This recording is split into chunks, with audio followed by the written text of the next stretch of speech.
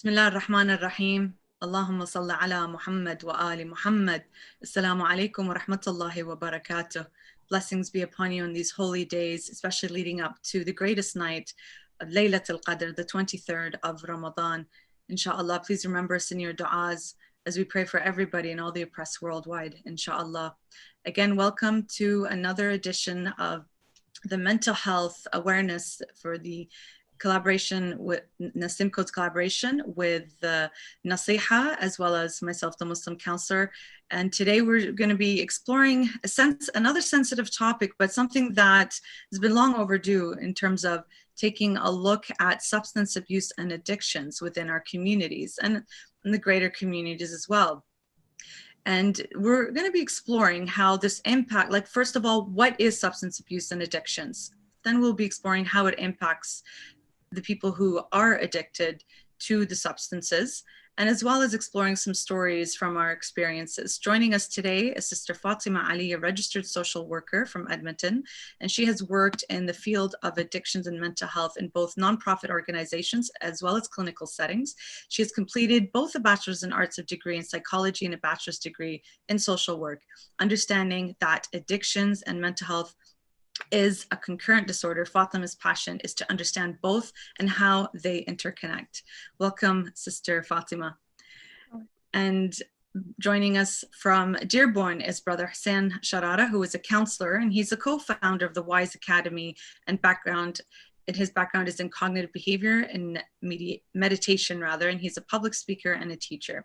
I've had the pleasure of working with both the sister and the brother, and welcoming you back, inshallah, in this virtual way of connecting with our audiences and talking about topics that are very important. Welcome. Welcome, Sister Berak. So let's take a look. Ahlan wa sahlan, welcome. So let's take a look at in terms of what is substance abuse and the addictions, and understanding what is the difference between both. So substance abuse refers to the harmful or the hazardous use of psychoactive substances, including alcohol and illicit drugs. And so these psychoactive substances, use of that can lead up to dependence syndrome. So a cluster of behavioral, cognitive, and physiological phenomena that develop after repeated substance use, and that typically include a strong desire to take the drug, difficulties, of course, in controlling its use, and persisting in its use despite the harmful consequences. And so a higher priority is given to the drug use than to other obligations and activities. It also there's an increased tolerance for it, and sometimes a physical withdrawal state. And so you keep taking more and more of the substance, and it's never enough for that. And the tolerance for it gets higher and higher. And so you need to take more in order to reach that hit, so to speak. Now, when we take a look at addiction, this is a complex condition, a brain disease that is manifested by compulsive substance use despite harmful consequence. People with addictions, such as severe substance use disorder, they have an intense focus on using certain substances, such as alcohol or various drugs, to the point that it takes over their life completely. They keep using the alcohol or the drug, even when they know it will cause them problems, hence the addiction. Yet a number of effective treatments are available, alhamdulillah, and people can recover from addiction, and they can eventually lead a normal, productive life. So the interesting thing with that, and some of the misconceptions we have in our own community, is that if this person had more faith, if they relied on Allah, then they wouldn't need to resort to the drugs. So this is a misconception that, inshallah, we'll explore a little bit more today, because as we see here, this is a disease, right? And there is a treatment. And of course, with the will of Allah and the support of the resources that He has available for us, you can work through it. Let's take a look at some stimulants here. These stimulants induce temporary improvements in either mental or physical functions, or both. So these drugs can increase the dopamine levels in our body, which is why you feel so good. So the feel-good chemical.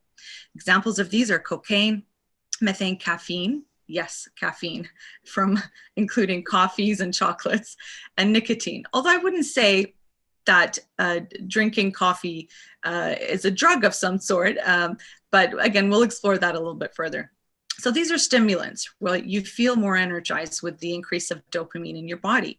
Depressants, on the other hand, they reduce or lower the level of activity in your brain, which could also be called downers, because it can decrease the level of awareness and may bring a sense of calmness.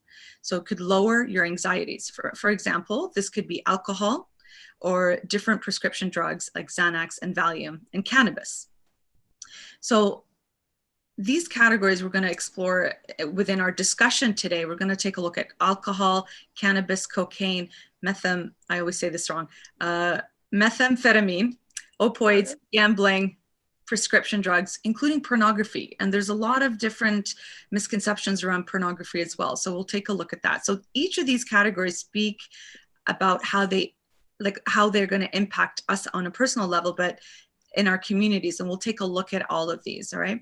So these are legal in some of our countries, right? And but we know that they're haram. So this can cause a lot of confusion for young people when they're exploring this as well, in terms of they want to feel better because they're feeling low, or they want to get rid of unwanted emotions, right? So we're going to take a look at how it impacts people and how it's impacting our communities at large. And we know that pornography, for example, is highly pushed in social media, in our schools, universities, in terms of exploring yourself. And this is also a concept that goes against our morals and our beliefs in that sense. Again, we'll take a look at the impact of this and how it impacts premarital relations, teenage pregnancies, and also even for people who are married, how it impacts the relationship of never being satisfied. So again, just a heads up that these are sensitive topics. So I should have said this right from the beginning. If you have some younger people, children, perhaps you can put them in another location, just like we did last week when we spoke about domestic violence, if you don't want them exposed, because we are going to get into some pretty graphic details, including statistics and whatnot, while exploring the sensitive topic. But the intent, of course, is to bring awareness into our communities so that we can get the right supports and help to overcome these, inshallah. So with the introduction of definitions, and sounds all technical, it's important to have a little bit of an understanding of that. Now we're going to get into a discussion with my colleagues, especially, mashallah, they're so well experienced in this area. Now, I'm not an addictions counselor or have a specialty in this like my respected colleagues here.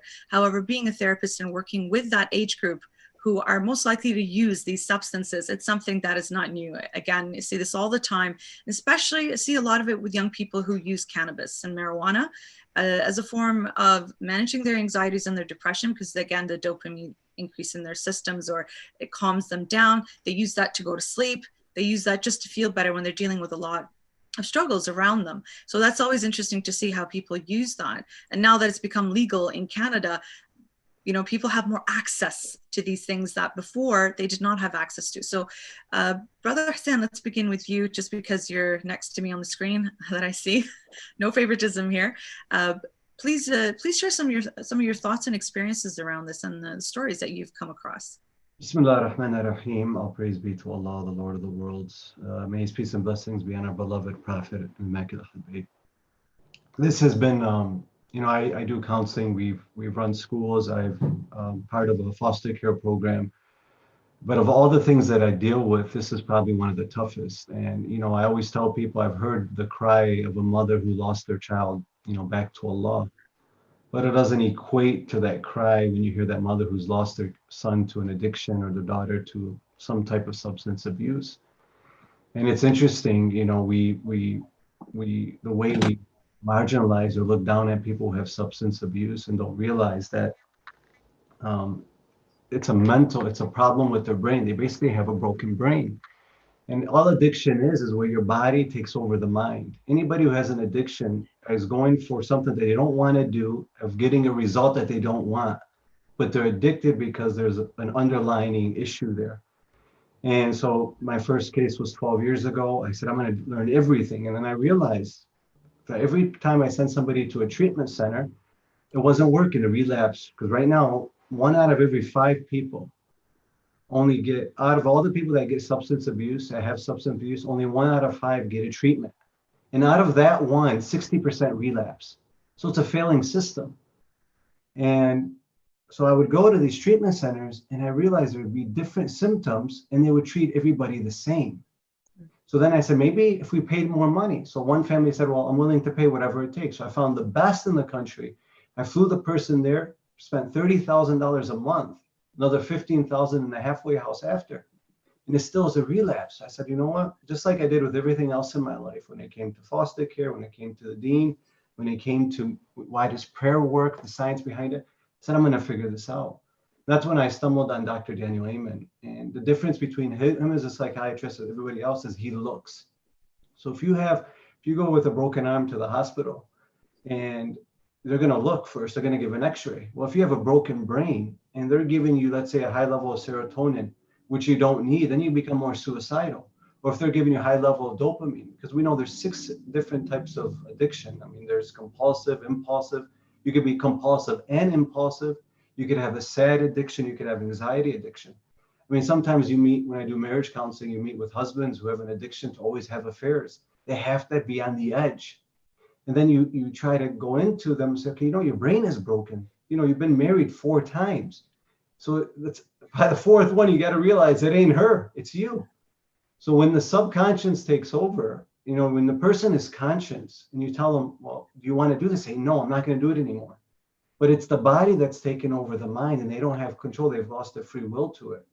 Right. So for instance, about 2-3 weeks ago, there's a person that called me. You could tell he's going to go to substance abuse. He just lost his job, COVID, depression.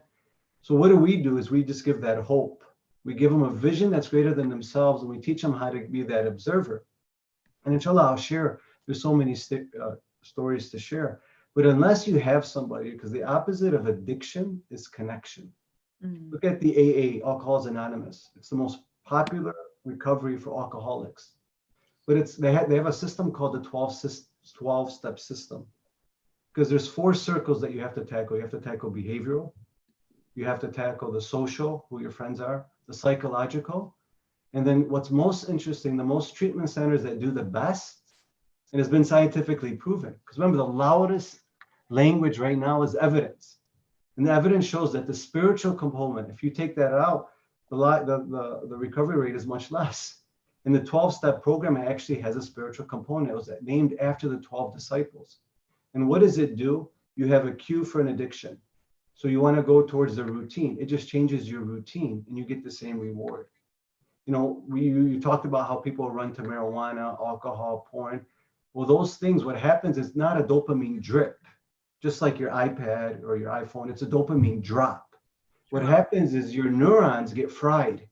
And now when they're wasted, now it needs much more. Like you mentioned, you said, now you need more of it. And eventually it's never enough. Sometimes you meet somebody who's got, the rejection, they're in relationships. The relationship is going really well, but they're so used to having that bad relationship. So they need it in order to feel that rejection. They say, well, this feels normal. I say, no, it feels familiar because you're so used to it. That's why they give people Tylenol that go through rejection, because it's the same pain. And you go through it enough. So now a parent goes into a specialist saying, save my child. And the specialist doesn't look at the brain, and Gal gives it. And now there's, 75% of antidepressants are placebos. So scientifically proved, it's the same. But if you're giving the wrong type of medication and the person has an effect and there's no hope, then what happens is you have tissue boxes in my office. So what we're trying to do is giving alternatives by teaching people how to take their free will back from the body and really be that observer. I'll just share, there's a person, in our community, he was a millionaire, he owned a printing company. And with me, he had an impulsive brain. I have an impulsive brain. I also was an addict. I got into the stock market and I was doing well, but then within 6 months, my accountant called and said, what are you doing? You've lost like $200,000. Well, what happened is I'd win, then I'd have an impulse, because the way my brain registers things, let's say you go to a slot machine, you see circle, circle, square. To most people, that's a loss. But to my brain and other people with impulsive brains, that's a near miss, that's a win. So the brain says, keep winning, keep getting it. Yeah. And what happens is when these types of things, then you go into the drugs, you go into the marijuana, you go into so on. So like at the school, what do? We tell people, well, this is your brain. This is what a healthy brain looks like. Well, this is your brain on marijuana. And they say, oh, so what's the most toxic thing to the brain is schizophrenia. People say marijuana is okay for you. I said, look at number 2, 100,000 brain scans. Number 2 worst than cocaine, worse than alcohol, worse than pornography is marijuana. You have a moth-eaten brain and it's destroyed. So all we have to do is educate people that say, when you do go through this porn or you do go through this, look what it does to your brain. And you show them Sometimes they have an aha moment, wait, I don't want that. And again, the opposite of addiction is connection. So we have to learn how to build connection. Otherwise, that person I was telling you, he was a family of 3. He started playing cards with his friends, but he had impulsive behavior. He got bored. Now he needs more of it. So let's play for money. He got bored. Well, the casinos, let's go there. He went there. They eventually gave him a private jet and he would go there every weekend. Wow. Here's somebody who's in his 40s, 3 kids, wife. Well, now the body has taken over the mind. He went bankrupt. He went home. Why would Ibn Muljam, we're talking about Laylatul Qadr, why would Ibn Muljam kill Imam Ali alayhi salam? He had an addiction for women. He wanted a woman's love. And he said, I'm going to go and get it. He ended up killing the Imam. So if you can't think greater than you feel, we all have that capability. So he went bankrupt. He went home at 3 o'clock in the morning. He says, I can't deal with this. I'm going to kill myself. Well, then my family is bankrupt. So you know what I'm going to do? I'm going to kill my family first, and I'm going to kill myself. Allahu Akbar. And I went to that funeral. Actually, I was with Hajj Hussain in small caskets. I said, I'm going to spend the rest of my life figuring out a solution for this. Because I'm tired of crying with mothers who have lost their kids to this. But there is so many resources out there. There is prayer. There is meditation. There is really good medicine out there too. But it's got to be done the right way. But again, if you're going and asking somebody with a broken brain, saying, get over it, you're going to be okay, do this prayer. It's like asking somebody to climb a tree with 2 broken arms. And then you're yelling at him why you can't climb the tree. And he's looking at you and says, I can't. We first need to heal those arms. How many times I met somebody, I said, you've been molested. They're like, how did you know? So that's your underlying condition. You got neglected by your father. You've had abuse. And you go to those underlying conditions and you could really, really find the problem and then find the solution. There's 2 twins. And then inshallah, sister, there's 2 twins. One who looked at an abusive father and he ended up abusive alcoholic. So why'd you do it? Oh, well, my father did it. And then the other twin never touched it. And they said, well, why did you do it? He said, I watched my father. I had a family member, I had a relative that was like that. And I also told him, I said, you were the reason why I've never touched drugs. You had a family and you destroyed it. Now, alhamdulillah, he's recovered. And this brother who I was sharing, he just called me today, right before this, who was probably going to go to substance abuse. He says, I wanted a state job. I wanted this. And exactly what you did. I did this dhikr, I did this dua. I went and got the right type of treatment. And now I'm working for the state. It's exactly what I want. And I kept getting the vision. I got a dream of Cadillac. And he says, now I went and got my laptop from a building called Cadillac. It's called the Cadillac building. And there's no coincidence in Islam. So yes, prayer is extremely important. But you still have to go to the doctor. That's what Islam says. Islam is all 4 components. It's not just prayer. It's all 4. And we really have to tackle that together, inshallah. Bless you. Thank you, brother, for sharing your experiences and these stories and the image that you portrayed of the mother crying over her family, or the image that you drew of the small caskets. That's pretty powerful. And that's a motivator for people, inshallah, to avoid this type of thing. If only they knew and reflect and look at where to get the appropriate resources. And we do testimonials. That's why when we do these workshops, I bring the mothers in, I bring the kids that wanted to commit suicide. They said, we've recovered, and this is how we've done it. And that's why testimonials, evidence, I tell you, is the loudest voice in the room, because people want evidence. And then when the evidence comes in and showing you how to use the deen of Allah, and you tie it in with the medicine that we have, with the spiritual components, now it's all encompassing. Unfortunately, it's taboo to speak about this. Yes, if you have a broken arm, you're going to show it off. You want everybody to sign it. Yeah. But the same with a broken brain. It's not your fault. And I always tell people, I give them the ayah of the Quran, Allah has forgiven you for all your sins because you're trying to find a solution, and it's not your fault. And I always tell people, I don't look at you as a problem. And we have to do the same. Unfortunately, sometimes it could be a scholar that would say something foolish, or a parent, and we just really, really hurt them. And then they end up with a substance abuse issue.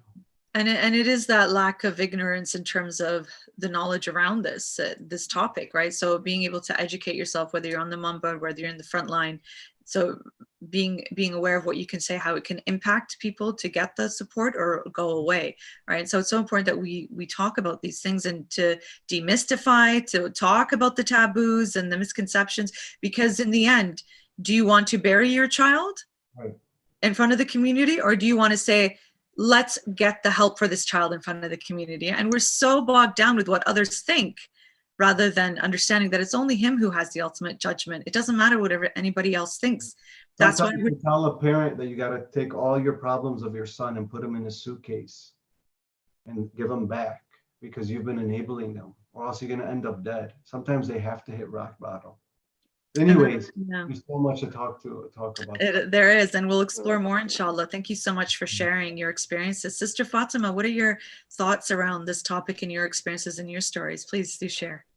Assalamualaikum. Thank you for having me. I think definitely to start, Brother Hussein touched on a lot of things that I initially wanted to address as well. But interestingly enough, my experience, so coming from a psychology background, I learned very quickly that psychology was focusing so much on the individual and addiction, mental health, different factors that how that person grows up is not individualistic. It's huge. It's a societal issue. And so that's kind of why I went into social work, and I was mind blown by all the different social issues that affect how a person's grown up. Like Brother Hussein said, two twins could grow up in different environments or could grow up in the same environment and be completely different. So it's not just the individual, it's so much more.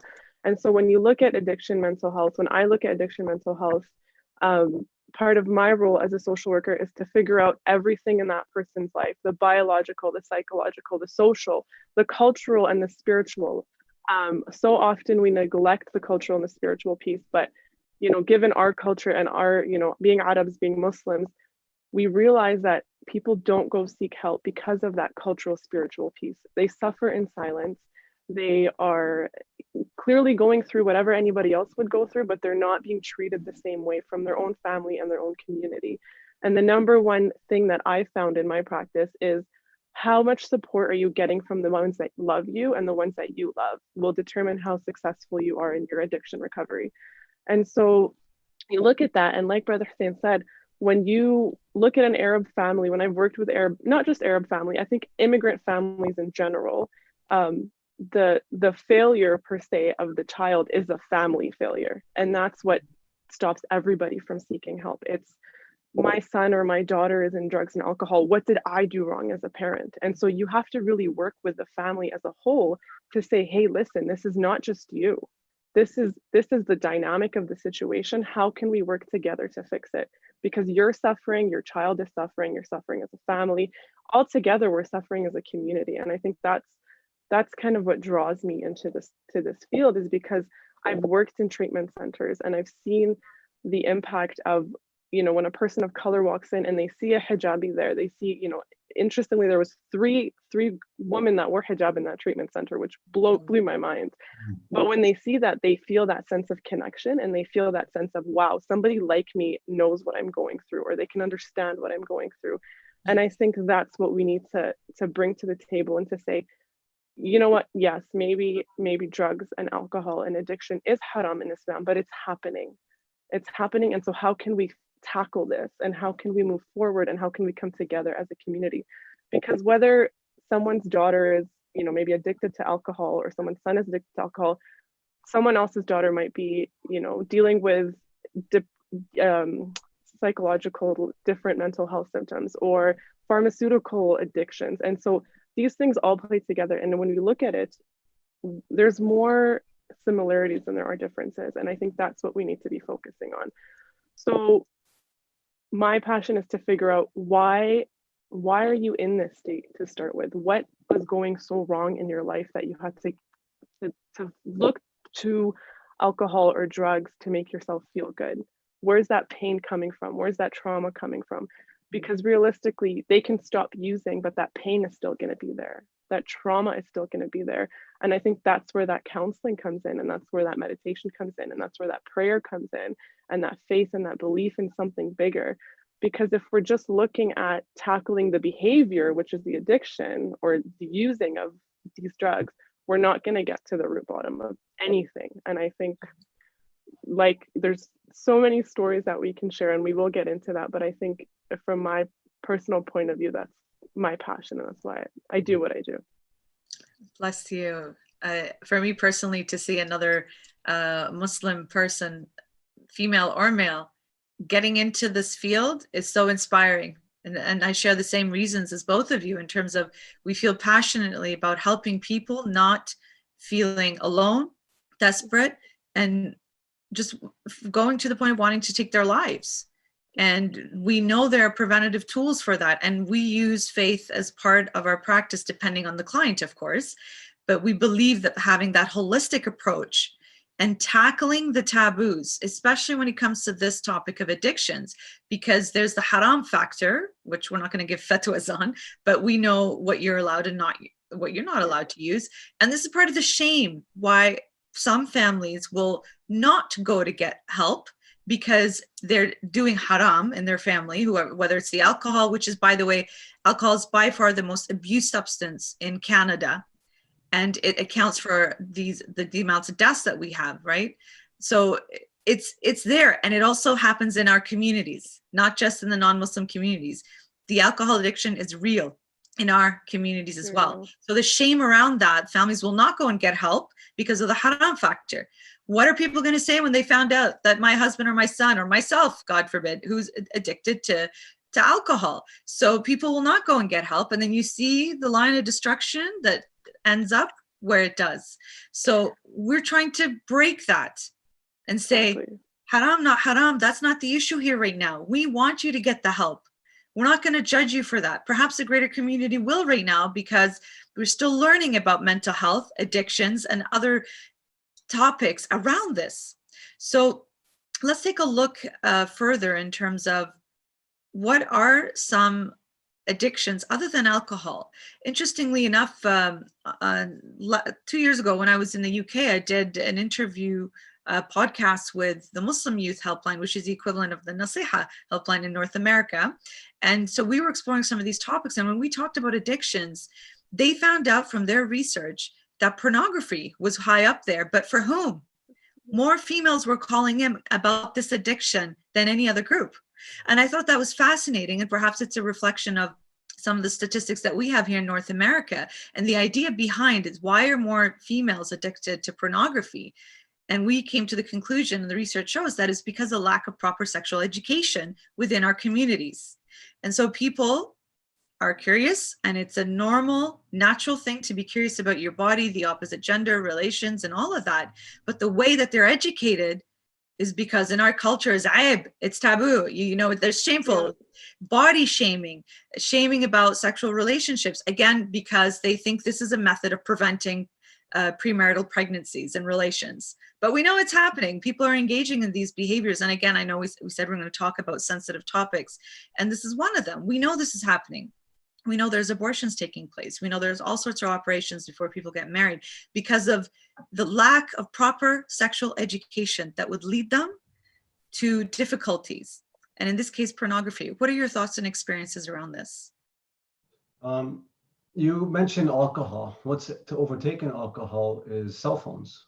You know, within the last 40 years, homicide has taken over, has always been greater than suicide by 40% increase. Since 2012, that number has flipped, where since 2012, 40% increase compared of suicide over homicide, meaning more people are now killing themselves than killing other people. Well, how in such a short amount of time, over 40 years, what's happened? Well, look in the 90s when you went to alcohol. Look, alcohol is a big problem in the Dearborn community. They're closed. Our bars are closed during Ramadan. Why? Because it's our Muslims that are going there. And who are some of them owned? You talk about pornography, we have some strip clubs that are owned by Muslims. So, you know, when you're dealing with pornography, you tell people, well, this could lead to, you know, all types of issues when you get older, especially, you know, intimate issues and so on. But look at, in the 90s, when you went to alcohol, you were a teenager. 90% of alcoholics started as a teenager. Well, why? Well, you went to that party, you drank the alcohol, it felt good. But now you had something depressing happening to you. So what would you go? You'd go to the alcohol. Then you became an alcoholic. Well, what's overtaking that? Well, you felt good. You went on your Instagram. Because remember, they have neuroscientists. So every social media company, Instagram, WhatsApp, Facebook, Twitter, whatever, has a neuroscientist hired. They pay them over probably $1 million because they want to understand the brain of what triggers people. It's the same thing like a slot machine. Same thing when you go to Instagram. That's why you want to shut off all your notifications. Yes. Otherwise, you become addicted. You know, you You check your become Pavlov's dog, basically. Yes, you check exactly. And there's a book called Hook, just describing this. So what do? You shut off your notifications. So what happens is you were sad. So you went, instead of the alcohol, you went to your phone. Oh, I feel good now. So what parents have done is they, whenever a kid feels that, they've opened up the liquor cabinet, which is the cell phone.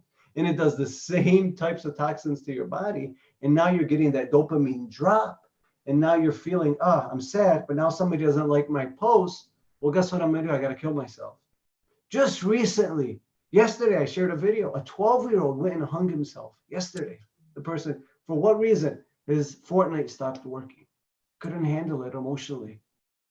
Thinking, ya Allah, what are we doing? And because we're not, parents are not educated, they're just giving these devices, the same thing as giving them liquor. And if you don't monitor, it's a great device. Sometimes I overdo it with addiction. But we teach people, don't touch it the first hour, the last hour of your day. But if you were able to see, take a glimpse of what it does to the brain, you'd be shocked, saying, man, this is even worse than alcohol. Pornography, it's horrible for your brain. It destroys it, especially within the frontal lobe. So I think education, because sometimes we need a wake-up call in order to wake up.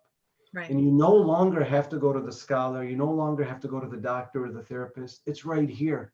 Sometimes I'll go to some of the therapists and I say, did you know about this? They're like, no, we didn't know. Even people now with disease and illness, they'll go with new procedures to the doctors. They'll say, I didn't know about this.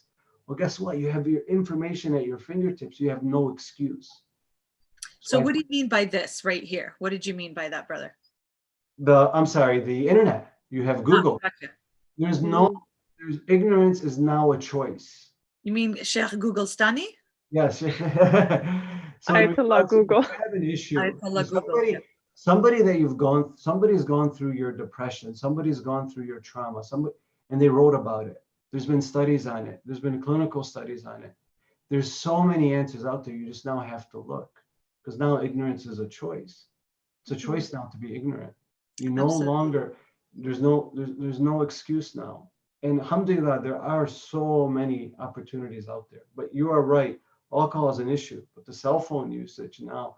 And what happens if you spend more than 10 hours a week on your cell phone and social media, your depression level raised by 60%. It's 10 hours a week. And we're checking our phone 130 times a day. Half of it is for nonsense. You don't even realize that you're doing it. You have no idea. It's because it's your body, it's subconscious. It's an addiction. So, and that leads to it's also now become like a gateway drug to other addictions, just like marijuana has. So we have to be very careful on when, why, and where. And I just tell people, go to your phone. Look, last year I had 10 iPhones in my office. And I've never taken an iPhone from a child, ever. The high school students, I've never taken it. And I say, well, what do you want? You're doing bad in school. We're about to remove you. So why don't you try my method? Let me take your phone for a week. No way. It's like losing my arm. I can't. And the parents are shocked. How did you get the phone? Well, they said they wanted to be a doctor. They said they wanted to be a lawyer. I said, well, socially, you're hanging out with 9 losers, so you're the 10th.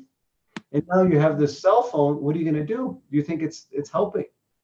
And they said, no. I said, give me a week. And I have them take mood tests. I do this with meditations. I do it with prayer. And I also do it when I take away cell phones. And subhanAllah, the way the mood test is from the beginning to the end. First day, I can't handle that anxiety, withdrawal. Second day, big problem. Third day, I actually did my homework. Fourth day, I talked to my parents. I ate with them. I had nothing to do, so I walked around the block. They're learning new ways to cope. That's what it is, because they're not glued to their phone. Yes, so true. And if you go to it, and now you're coping, and now you have somebody that says, I like you. And then the parents find 3 weeks later, why did you send this picture without hijab? Why did you send this indecent picture? And then they find it and they share it with all the boys. And she found out that her boyfriend is sharing these immodest pictures. And then she commits suicide, but nobody's talking about it. We realize, wait, this is why we're having this discussion, to wake people up, saying 80%. It happens. It's happening. Yes. 80% of teenagers watch porn. 70% of teenagers are going to smoke marijuana at least once. And these are the most toxic things to your brain. So why is it that we have to have so many more people to commit suicide? Because they felt that despair for us to wake up. Right. And I believe Islam is not only the cure, but it's also prevention. And I believe in prevention over cure, but it's both. this is a saying of our beloved Prophet sallallahu alaihi wasallam. It's attributed to him saying that prevention is better than the cure. Prevention. So what does prevention mean? So we've taken a look at different stories, looked at different types of addictions. And prevention, Sister Fatema, if you can talk to us a little bit about that. And it is about education.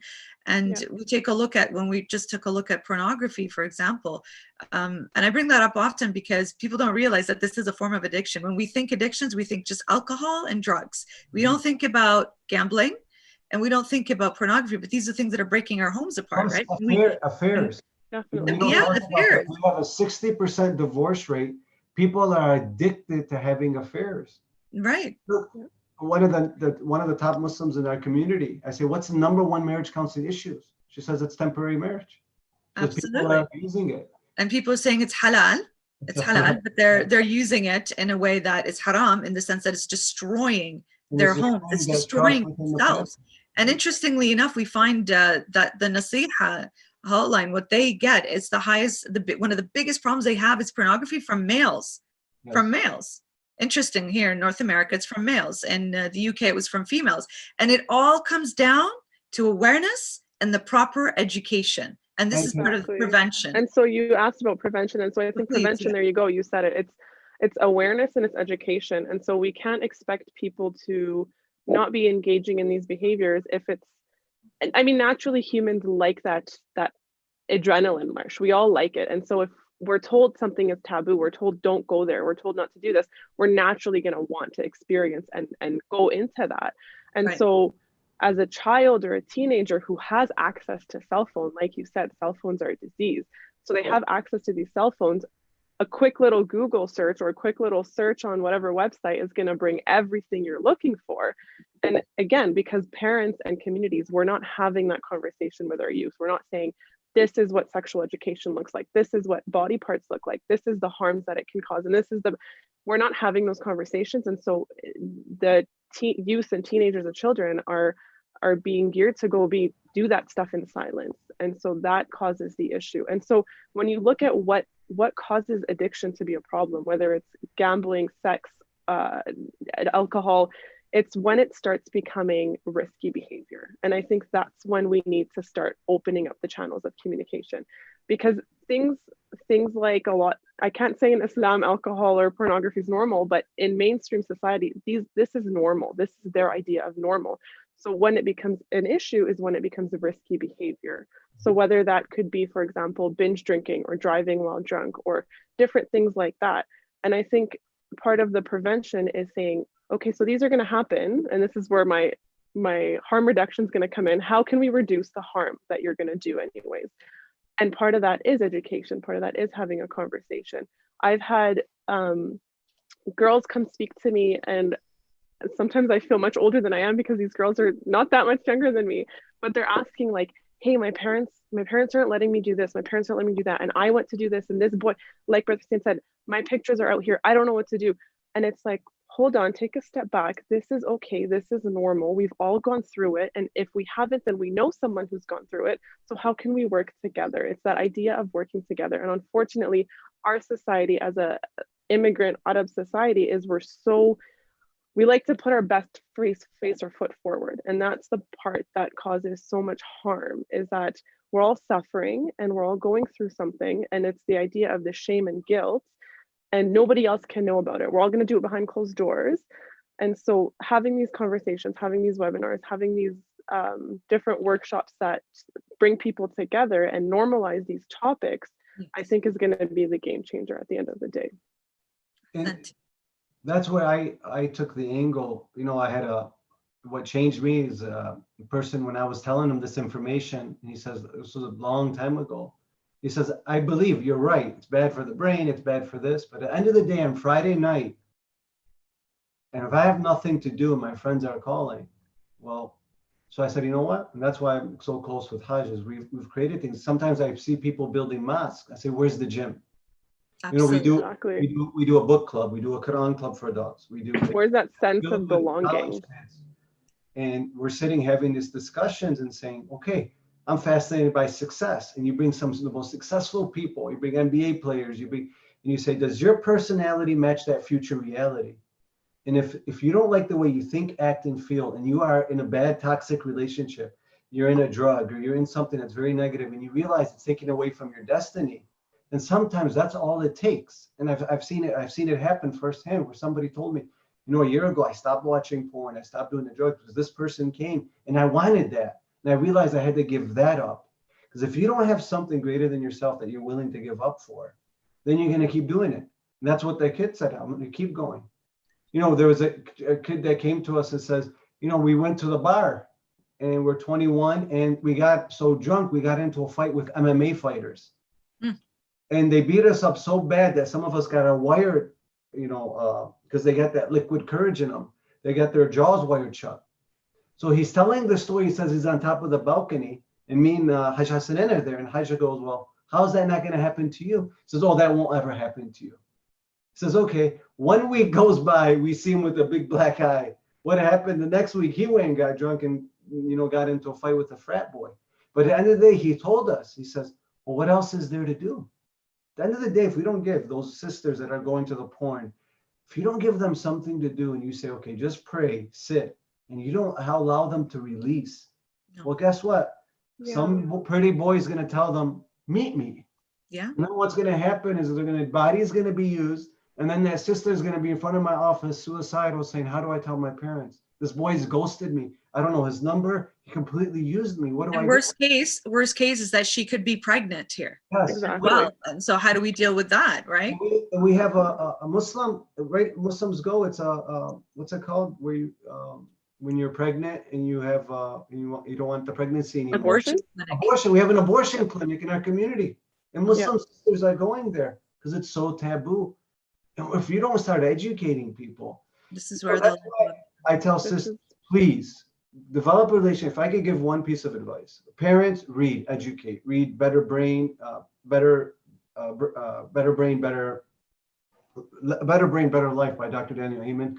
But for parents, build a relationship where when that kid texts your daughter, she's able to show you the phone. Yeah. Because if a sister's holding a secret, what happens is that sister's holding a secret from her mom, and that boy knows that. So if he's use it against her. And if she's willing to go to that extent, then to think about the way he can manipulate and use her. So I always tell sisters, is that boy going behind his mom's back by talking to you? So I want to shed light on that just very quickly, is that we encourage, definitely we're encouraging lots of people to build those relationships with their parents, but we also need to remember that a lot of these parents don't understand, and it does become an abusive situation. And so what I encourage a lot of youth, or even my own cousin that I work with and her mom, like my aunt is my best friend, but because it's the mother-daughter relationship, I tell, find one person who's a little bit older than you, who has that experience that you feel safe with and that you can connect with in case something were to happen, whether it's a teacher or a friend or a mentor, or you know, your brother's wife, or whoever it may be, even if it's not a parent, but someone that's a positive influence who you can run to in case of an emergency. I think that connection is missing in so many youth. But why is that abuse happening by the parents? Imagine if every mosque did a parent workshop. Just like if I tell every marriage counseling, do premarital counseling. Definitely. What would happen? Because sometimes they abuse, they don't even realize. Because if a child goes with a mistake and the parent makes them feel worse, that child will never go back. Absolutely. But there is the abuse. There have been times where a father would come and I'd say, man, I would run away from you too. You're extremely abusive. Absolutely. But I think what parents have to come in is and build that relationship. That way, because we tell sisters, if that boy is willing to go behind his mom's back and your mom's back to speak to you, and now you've attracted that and you end up marrying him, what do you think he's going to do to you if he's willing to do that to his own mother? Oh, he's willing. So what do? You take that instant gratification, you tie it to the future, and say, it's not worth it. Absolutely. So looking at things, bigger picture.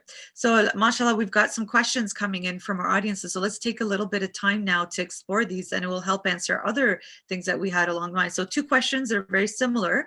Salam, how do you get a child away from an Xbox slowly when they're already hooked on it? 8 to around almost 9 years old. And another question related to that is my brother already jumps to his games to feel better. And when it doesn't work, he goes on a rampage. How do you deal with this? I'm just going to give a short answer and please elaborate. What I found in the past when I've had parents come to me with this issue, even the clients that I work with in the older age, university age, they say, all I do is play video games all night and that makes me feel good, is we talk about going outside. Playing outside. Do you remember back in the day when we used to yell at our kids to come inside? Now we're yelling at our kids, get outside, don't stay indoors. I know now it's difficult with the pandemic, absolutely, but this does not prevent you from taking your kids on walks, playing with the soccer ball or football, it's called. Again, it's that idea of connection. Exactly, like with you and your family. So it's absolutely important to get into nature as it changes I'm at a loss of words now in terms of how passionate about nature. Just the other day, I was part of a webinar from the university where they talked about, and the researcher talked about happiness and how it impacts us. And his research, and just long story short, his research shows that when people are engaged in nature, it actually changes the biology, the chemistry in your brain to feel better. SubhanAllah, right? So part of to help these families who are struggling with their kids with devices is you need to take them outside. Part of the research that the doctor showed was that when they took some kids out here in Ottawa and they did a nature day, basically just out in the woods and activities outside, and the same group of children with the study the next day at the Canadian Museum of Aviation, they found that the children who were engaged in nature had more positive emotions, more generosity with their other kids, more kind, and were more mentally stable. SubhanAllah. This is an actual research that shows that. So it just shows you the difference. Not that the museum is anything wrong with it, but I'm just saying that the connection to nature really helped them. So this is just a little bit part of my answer. Sister, do you have to answer to this question?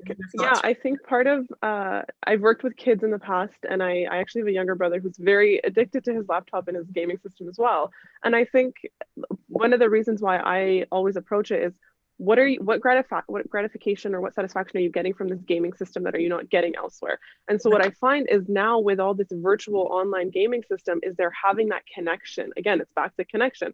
They're having that connection of someone on the other line that they're building excitement with. They're building, online friendships are a thing, they're real. And so great, I encourage that to a certain extent, but you also need that physical connection with your family and your loved ones. So like you said, going outside, even if you're inside, whether it's baking, crafting, different arts, finding something that person is passionate about and utilizing that. You just have to find that that connection with your child or with whoever else that may be, and build upon that. Whether they like, maybe they love chocolate chip cookies. Okay, we're going to bake chocolate chip cookies today, and then in 3 days we're going to find a different recipe, and then we're going to find, and just making new innovations, and that kind of builds that connection. And so one thing I take away from my mom is that as children, she never once told us you can't have this. She said, maybe you can't have this, but you can have this instead. Right. It was never like take something away and then go figure it out. It was give an alternative. Children need alternative. They need ideas. They rely on parents to build that positive connection and to build that cope, right? And so if we're not giving them and we're not teaching them, it's that social learning piece, then they're not going to know what to do. And that's kind of where they're going to keep going back to their gaming system. It's because they know, unfortunately. And so we have to rewire their brain into thinking, what else can I be doing in my free time? Thank you so much, sister. Just for the lack of time, brother, can you give us a quick answer to that? I know there's no quick answer because I do have another question I'd like to explore. Go ahead, please. Well, just like the sister said, I mean, when I took cell phones away and then you would give them back, they say, I don't want it. Keep it until the end of the year. So parents, when you say, what do I do? The tough answer is, well, you got to become a parent. It's the 8 to 9 year olds. If your 5-year-old, if you listen to him and said, I don't want to go to school, and you listen to him, at 20 years old, he'd be shaking you, Ma, I can't read or write. Why'd you listen to me? So you take that away, you give it maybe to an hour, but then like the sister says, is you give another alternative, and that's called parenting. Like I allow my kids to walk to school, I allow them to take and so they're 7, 8 years old, I allow them to go to the park. They have more likelihood of being struck by lightning than something out there happening. But we have this fear saying, let's keep them home. Let's keep them in front of this iPad because we're the fear. But that's like giving them a bottle of alcohol and saying, here you go. It's the same thing to your brain. Absolutely. Did you give your child alcohol? And that's the key. You have to be from parent. But the key is find the research. There's so many resources out there that you can go and find. That's When the short. you see, thank you, brother. You know what's really interesting is a few years back, I saw a 1-year-old who swiped the phone. That terrified me. That child is not even a year old. My mother didn't know how to do that back then. Now she's an expert on her iPad, right? But that child just swiped the phone. Right. What does that tell you? That children as young as a year old can swipe. And that's okay. And that's terrifying. But all the research. But that's okay in the sense that they know how to use it, because you cannot avoid it. No, you're going to eventually use it. Of course. My son at 3 years old, this was a couple of years ago, I said, Target is closed. He said, I want to go to Target. He went to the iPad. Hey, Siri, is Target open? Yes, Dad, Target is open. Dad, you lied to me. You activated my Siri, by the way. He said, is Target open? And so I had to take him to Target. Technology is a great resource, but if it's used excessively, it's very toxic for the brain. And especially now that during the pandemic, our schools have gone virtual, there is a need to use these devices, and we have to monitor what our children are watching, because sometimes these sex ads pop up, right? And inappropriate material pops up. So there has to be more parental control. You are the parent, like the brother was saying, this is our responsibility to see what our kids are watching, because they can get addicted. Now, another question. Your parent, to end with that, your kids will complain to you 5-10 years saying, why did you allow me to go to this path? Why did you allow me to be in this? They'll complain. Think about it. We've forgotten how to read books, by the way. This is the time right now, right? Especially during the pandemic. Put these devices away. Yes, they can watch Islamic stories, Quranic stories. That's what I've been doing with my daughter, and that's been helpful. But actual books, actual drawing, activities, crafts, like the sister was saying, right? And build willpower. Basically, like the sister said, give choices. Human beings hate being told one thing, give choices, and build willpower. If you're still doing the room for your child, if you're still taking out the garbage, if you're still cooking, cleaning, and doing everything, you've taken that willpower away. And you're enabling that failure. Eventually, they're gonna be so used to having people do things for them, they're not gonna know what to do. Right, and willpower is that muscle around the brain. So if it's not grown, it's like going to the workout area, and he's lifting weights, and you take the weights and lift them for him.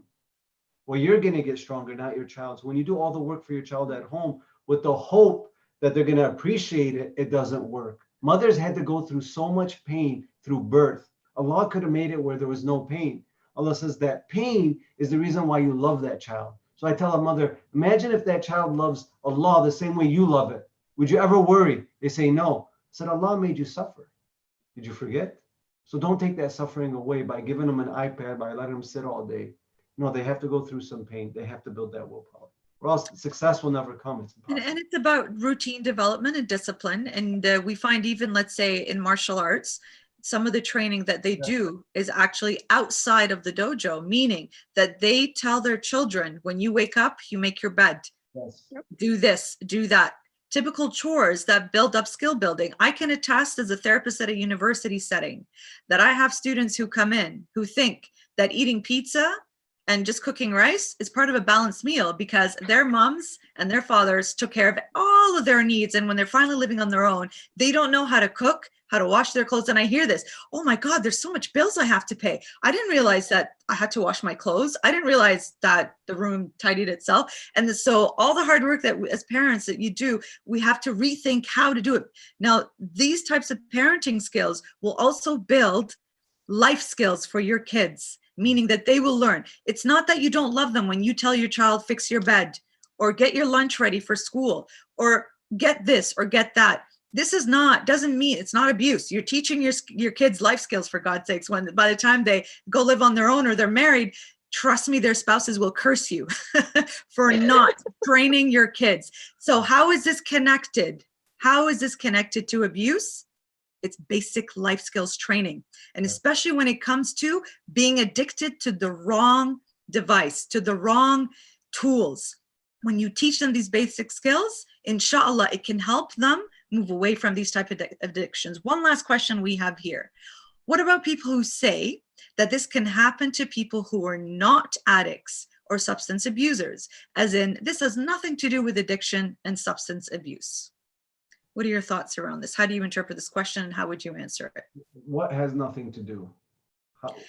So they say that, I'm assuming they're saying, so what about people who say that this can happen to people who are not addicts? So they're saying that anybody, marijuana. So anybody can How become are addicts? I think that the idea behind this is, how are addicts made? You're not born an addict, right. And so you're not. It's a product of what you've gone through in life. And so maybe you're not an addict at one point, but that tolerance, we go back to that biology, that tolerance is going to become more and more over time. Maybe you're going to do, let's just do coffee for example. When you're younger, 1 cup of coffee will keep you up all night, and then you keep going and you keep going. That tolerance goes up, where eventually, like me during Ramadan, I go through withdrawals if I'm not having coffee. I have a migraine, I have a headache, I'm not functioning properly. And so that's the idea of how addiction is made.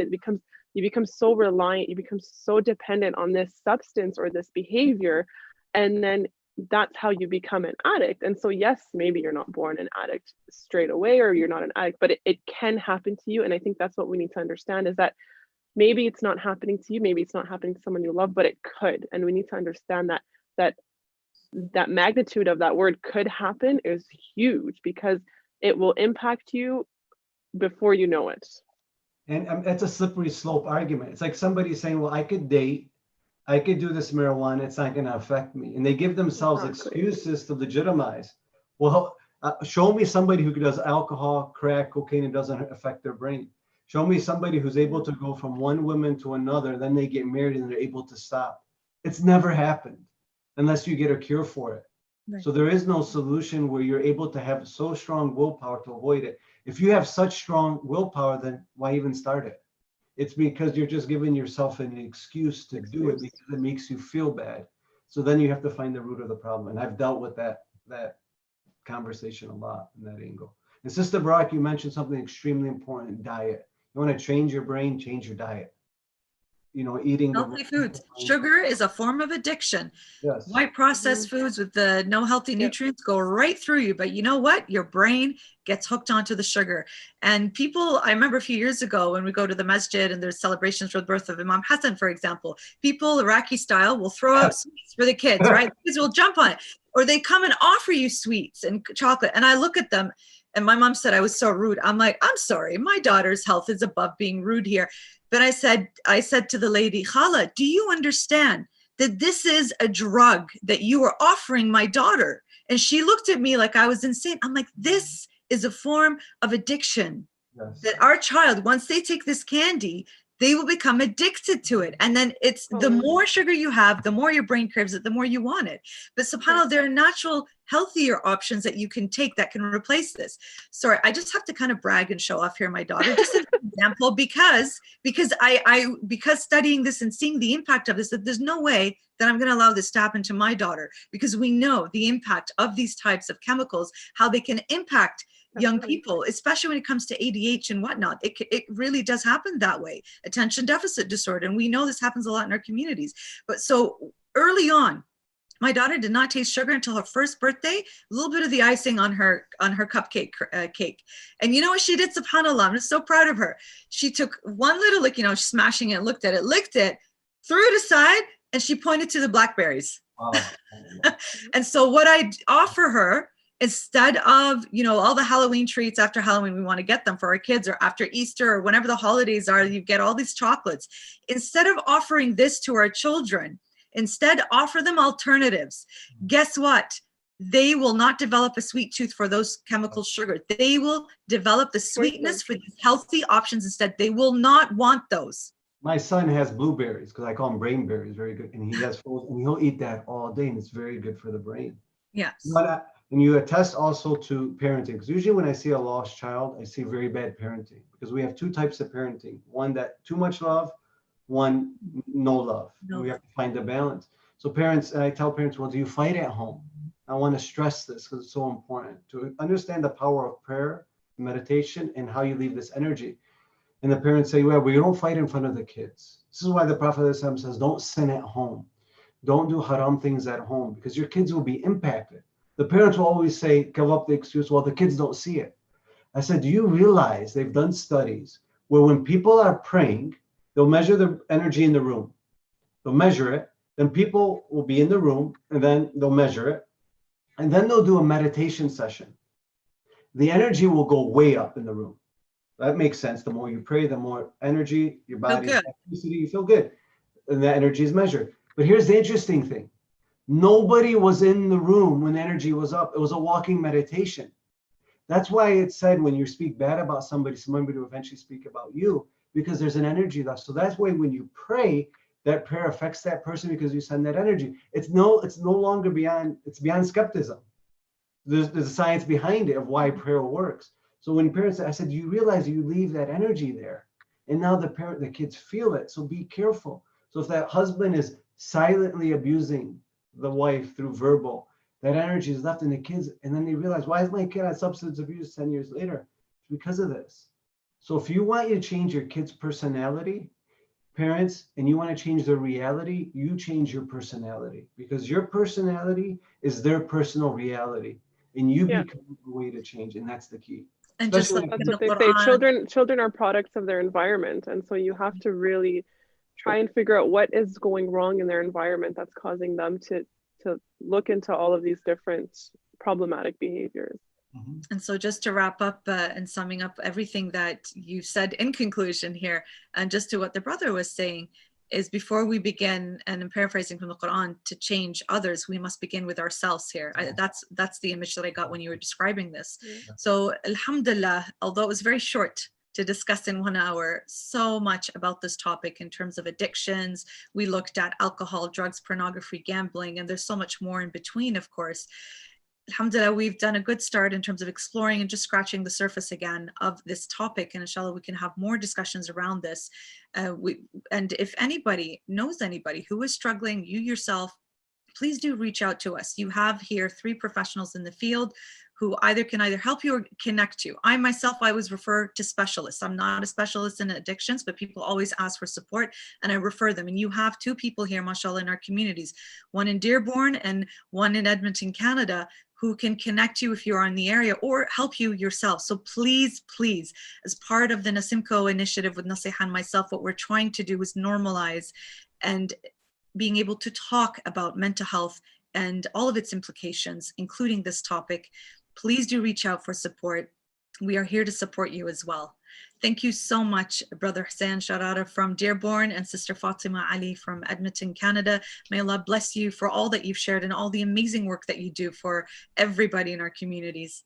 Thank you so much. And please remember us in your du'as tonight, everybody, from the holy night, inshallah, of the 23rd of Ramadan. May Allah bless you all.